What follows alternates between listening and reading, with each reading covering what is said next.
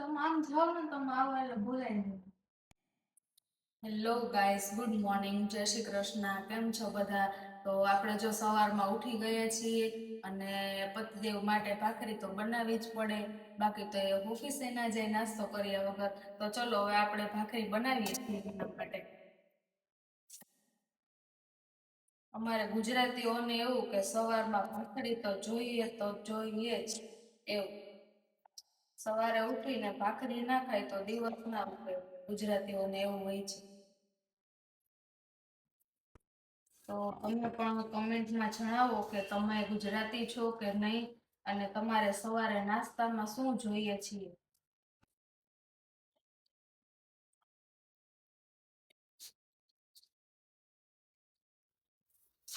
મારા પતિદેવને એવું છે કે બપોરે ટિફિન તો લઈ નથી જતા, એટલે એમને સવારમાં નાસ્તો વ્યવસ્થિત જોઈએ. એટલે આપણે મોસ્ટલી તો ભાખરી જ હોય છે, ક્યારેક પૌવા હોય છે, બ્રેડ બટર હોય છે, રોટલીનું કોરું મોરું શાક હોય છે, બધું અલગ અલગ હોય છે. તો એ બી ખુશ, આપણે બી ખુશ એવું.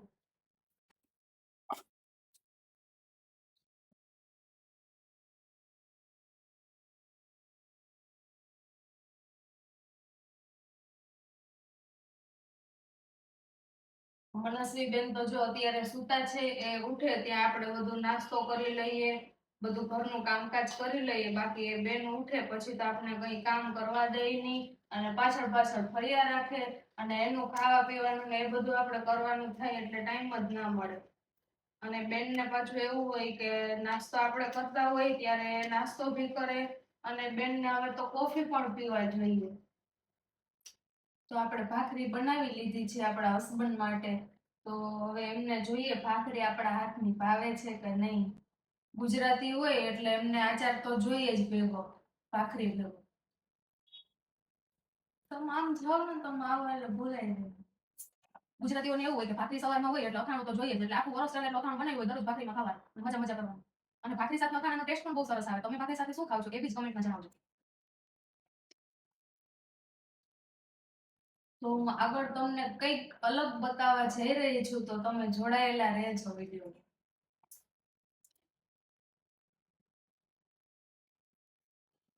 તો આપણી ભાખરી અને અથાણું અને કોફી તૈયાર છે. તો પતિદેવને આપણે નાસ્તો કરવા બેસાડી દઈએ. તો આ છે મારા પતિદેવ, અને એમને ધમાકેદાર સલમાન ખાનની જેમ એન્ટ્રી મારી છે. તો તમે બધા જોઈ લો, આ મારા પતિદેવ છે, અને એમને જો નાસ્તો કરવા બેસાડી દીધા છે. હવે એમના રિવ્યુ લઈએ કે શું કહે છે, કેવી બની છે ભાખરી અને કોફી. હેલો ગાય, જય શ્રી કૃષ્ણ. આવી જાઓ બધા નાસ્તો કરવા માટે. સવાર સવારમાં ભાખરી, ચા અને અથાણું આવી ગયું છે. તો તમે બધા બી આવી જાઓ નાસ્તો કરવા માટે.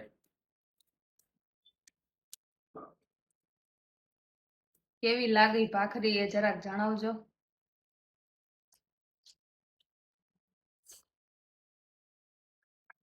અરે કાંઈ ના ઘટે. ભાખરી, ચા અને અથાણું હોય એટલે બીજું કાંઈ જોઈએ જ નહીં આપણે. ગુજરાતીઓને આ દેખાઈ જાય એટલે બીજું કઈ જ ના માગે. આના સિવાય પેટ ના ભરાય ગુજરાતીઓનું એવું. કાઠિયાવાડની અંદર ભાખરી અને ચા નું એટલું મહત્વ છે કે મોજ પડી જાય બાપુ. સવારમાં આ મળી જાય પછી આખો દિવસ કાંઈ ના જોઈએ આપણે. તો ચલો તમે બધા પણ નાસ્તો કરવા, અમારે તો જો નાસ્તાનો ટાઈમ થઈ ગયો છે અને નાસ્તો કરવાનું ચાલુ કરી દીધું છે. બહુ મસ્ત બની છે.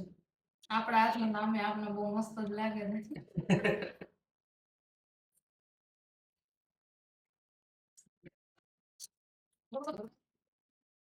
તો પતિદેવને ઓફિસે જવાનો ટાઈમ થઈ ગયો છે. તો એમને એમનું પર્સ અને એક માથું આપી અને મોકલી આપણે ઓફિસે કે ભાઈ તમે જાઓ, હવે ટાઈમ થઈ ગયો છે. તો એમને અમાનત આપી અને એમને વિદા કરીએ છીએ. ચલો બાય.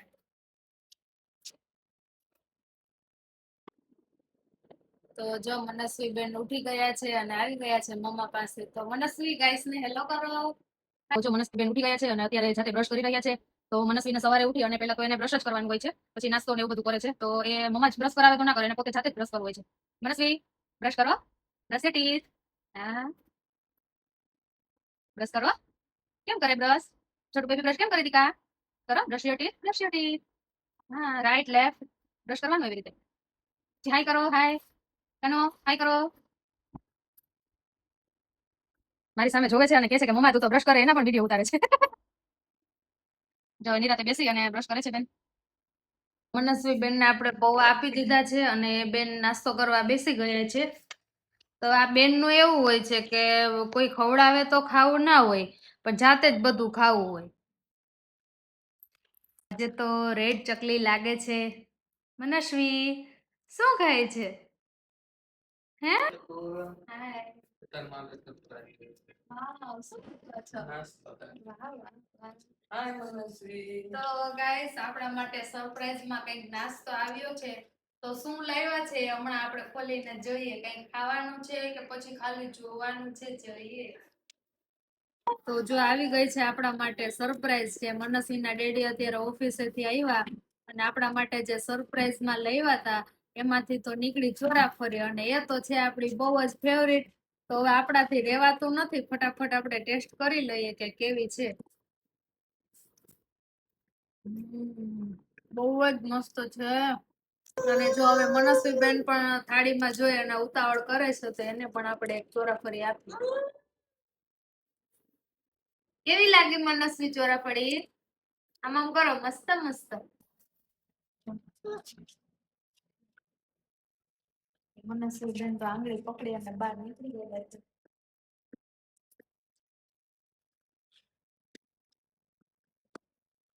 ક્યાં જવું છે મનસ્વી? એ બાજુ નથી બેટા, આ બાજુ છે ગાડી. આપણી ગાડી ક્યાં? હા, આપણી ગાડી કઈ છે?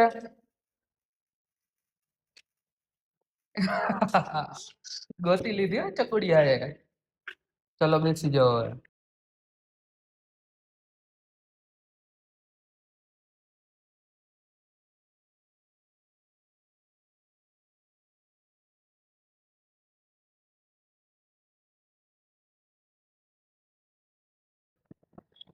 તો આપણે અત્યારે બહાર નીકળી ગયા છીએ. વાતાવરણ ખૂબ જ સરસ છે અને વરસાદ આવે એવો માહોલ થઈ ગયો છે. તો મનસ્વીને લઈ અને આપણે બહાર નીકળી ગયા છીએ.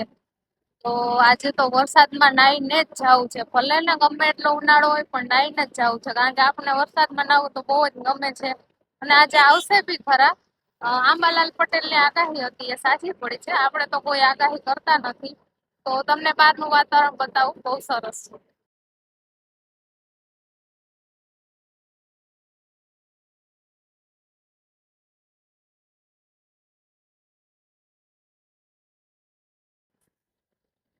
તો આ કાર જોઈ શકો છો, આ આપણા માટે જ લીધેલી છે બધી કાર. તો કોઈને બી જોઈતી હોય તો લઈ જજો. તો પંખો છે એ બી જોવે છે કે કેટલા માણસો અહીંયા શોપિંગ કરવા આવ્યા છે, કેટલા ગાડીમાં બેસવા આવ્યા છે, બધું જોવે છે. તો જો મનસ્વી બેન તો ભાગે છે, એને ગાડી જોવે એટલે મનસ્વી બેનને બેસવું જોઈએ. અહીંયા પહોંચે ને ત્યાં એમને બેનને ખબર પડી જાય કે આપણે આવી ગયા છીએ અહીંયા. તો મારે બેસવું, હા બેસવું છે ને, મનસ્વી યારે બેસવું ને. તો મનસ્વી જો ગાડી જોવે ને એટલે ઉતાવળ કરે અને ફટાફટ એની જગ્યાએ લઈને બેસી જાય.